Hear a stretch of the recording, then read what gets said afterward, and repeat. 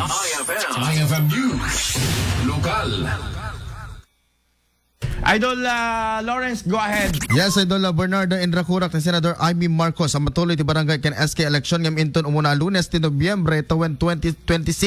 Basar ti post iti senador ketupat atawenen iti panagtakem dagiti barangay officials ken sana lumabes dayto iti tallo a termino idinto ti SK officials ket maminsan laing a termino ken upat met laing atawen ti panagtakem da gapo iti daytoy ket balaygi anay pasa daytoy gakat kalpasan nga imanamong amin a senador imbatad di senador asapay lakuma tumatuloy pa yan iti BARM election inton Oktubre at man iti kabuklan iti panagsarita ni Senador Amy Marcos.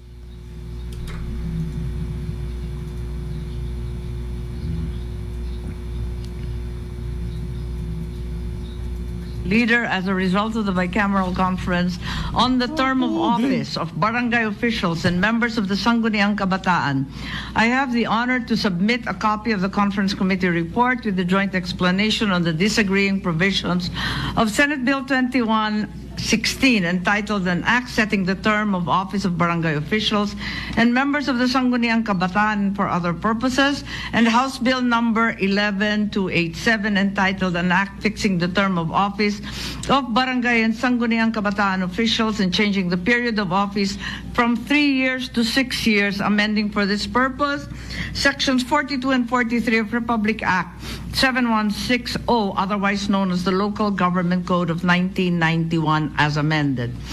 After much debate and yes, virtual on-the-mat wrangling, may I share the salient points in its final form.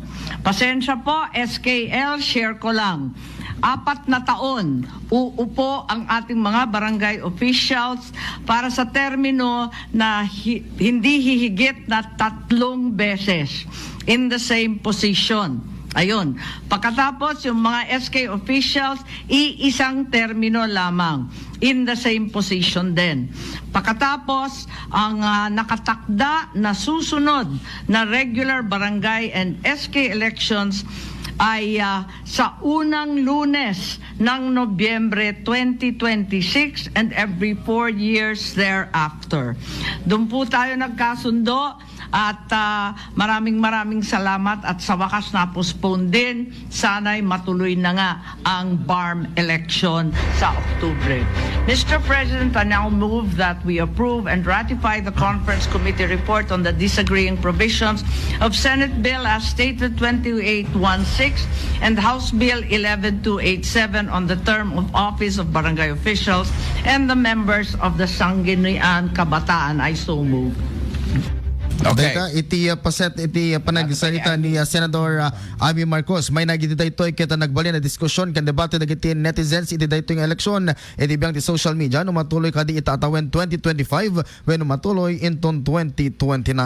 Para ti IFM News, Idol Lawrence Corpus Martinez, tatak Aremen. Maraming salamat, Idol Lawrence.